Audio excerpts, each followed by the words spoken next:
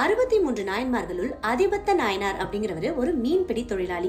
இவர் தீவிரமான சிவன் பக்தர். அதனால இவர் தினமும் கடலுக்கு போய் மீன் பிடிச்சிட்டு வந்துட்டு அந்த மீன்ல சிறந்த மீன் ஒண்ணு எடுத்து மீண்டும் கடல்லையே சிவனுக்கு அர்ப்பணமா போட்டுடுவாரு. சில நாட்கள்ல அவருக்கு ஒரே ஒரு மீன் தான் கிடைக்கும். அப்பவும் அந்த மீனை சிவனுக்கு அர்ப்பணமா போட்டுட்டு வெறும் கையோட வீடு திரும்புவாரு. தொடர்ந்து பல நாட்களா அவருடைய வலையில ஒரே ஒரு மீன் தான் சிக்குது. இதனால அவரும் அவருடைய குடும்பமும் பசியால வாட ஆரம்பிக்கிறாங்க. இவருடைய பக்தியை சோதிக்க எண்ணிய சிவபெருமான் ஒரு நாள் அவருடைய வலையில ரத்தினங்கள் பதித்த தங்க மீனை சிக்குமாறு செய்யறாரு. ஆனா தீவிரமான பக்தரான அதிபத்தர் அந்த மீனையும் சிவபெருமானுக்கே அர்ப்பணம் செஞ்சுட்டாரு. இந்த மாதிரி வறுமையிலும் பசியிலும் வாடிய போதும் கூட இறைவன் மேல நீங்காத பக்தி கொண்டவரா விளங்கினாரு அதிபத்தர். அவருடைய பக்தியை பாராட்டும்படியாக சிவபெருமான் பார்வதியுடன் இணைந்து காட்சி தந்து அவருக்கு முக்தியும் அளிக்கிறாரு. உலகத்தின் தூக்கம் கலையாதோ,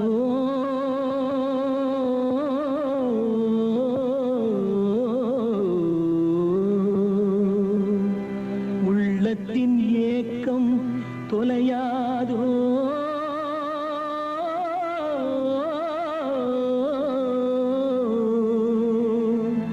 உழைப்பவர் வாழ்க்கை மலராதோ,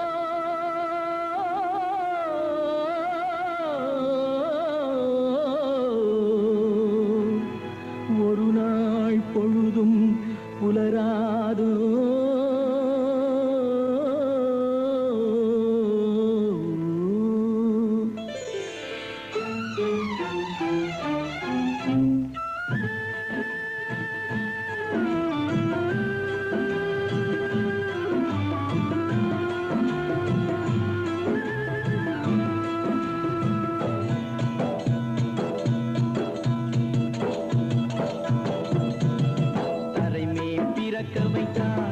எங்களை தண்ணீரில் விழைக்க வைத்தான், கரை மேல் இருக்க வைத்தான், பெண்களை கண்ணீரில் குளிக்க வைத்தான்.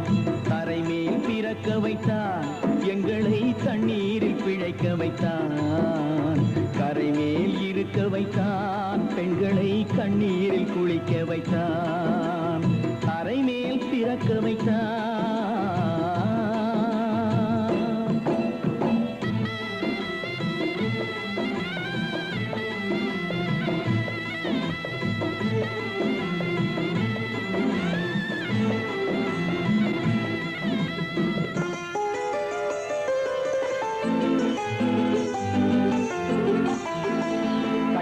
மனைவி தொட்டில் பிள்ளை உறவை கொடுத்தவர் அங்கே,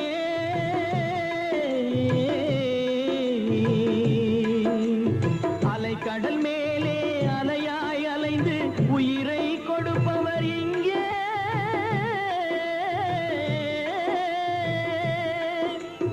வெள்ளி நிலாவே விளக்காய் எரியும் கடல் தான் எங்கள் வீடு, வெள்ளி நிலாவே விளக்காய் கடல் தான் எங்கள் வீடு. முடிந்தால் முடியும், தொடர்ந்தால் தொடரும், இதுதான் எங்கள் வாழ்க்கை, இதுதான் எங்கள் வாழ்க்கை.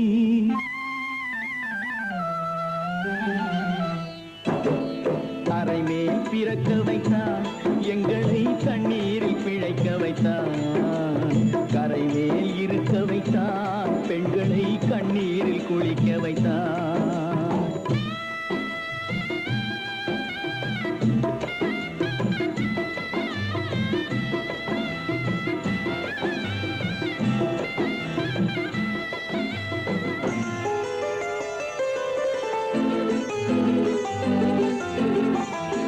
கடல் நீர் நடுவே பயணம் போனால் குடிநீர் தருபவர் யாரோ,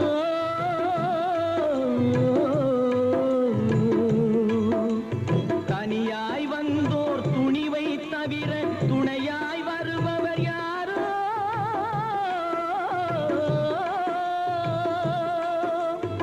ஒரு நாள் போவார் ஒரு நாள் வருவார், ஒவ்வொரு நாளும் துயரம், ஒரு நாள் போவார் ஒரு நாள் வருவார், ஒவ்வொரு நாளும் துயரம்.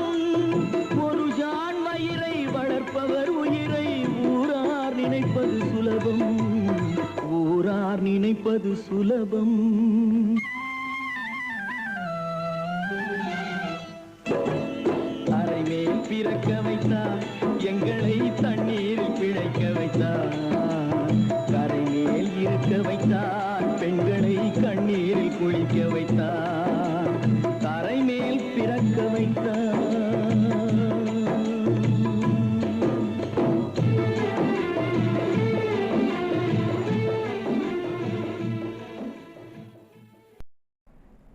இலங்கை இனப்படுகொலையில் தமிழர்கள் கொத்து கொத்தாக கொல்லப்பட்ட நாள் இன்று.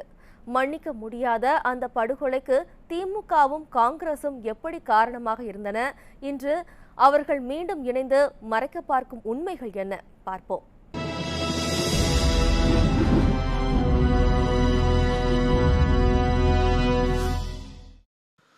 தமிழக முதல்வராக கருணாநிதியும் இந்திய பிரதமராக மன்மோகன் சிங்கும் இருந்த 2008ஆம் ஆண்டில்தான் இலங்கையில் தமிழர் மீதான அடக்குமுறைகள் வரலாறு காணாத உச்சத்திற்கு போனது. அதற்கு எதிராக ஒட்டுமொத்த தமிழகமும் கொந்தளித்தது.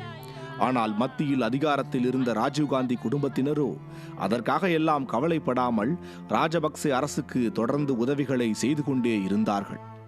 அப்போது சென்னை மாங்கொல்லையில் நடந்த பொதுக்கூட்டத்தில் பேசிய திமுக தலைவர் கருணாநிதி, இலங்கை பிரச்சினைக்கு தீர்வு எட்டப்படாவிட்டால் திமுகவின் அனைத்து நாடாளுமன்ற உறுப்பினர்களும் ராஜினாமா செய்வார்கள் என்று சொன்னார்.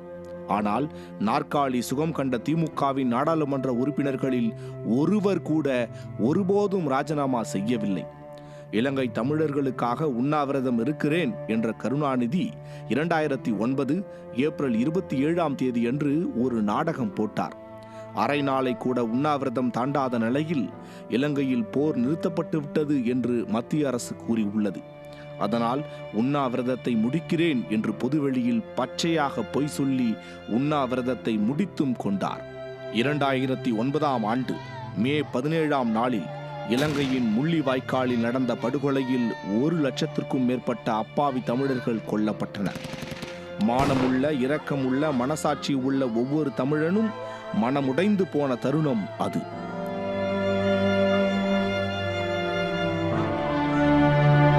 இலங்கை தமிழர்களின் விரோதியான காங்கிரசும் அவர்களை நம்ப வைத்து முதுகில் குத்திய துரோகியான திமுகவும் இப்போது மீண்டும் கூட்டணி வைத்துள்ளனர்.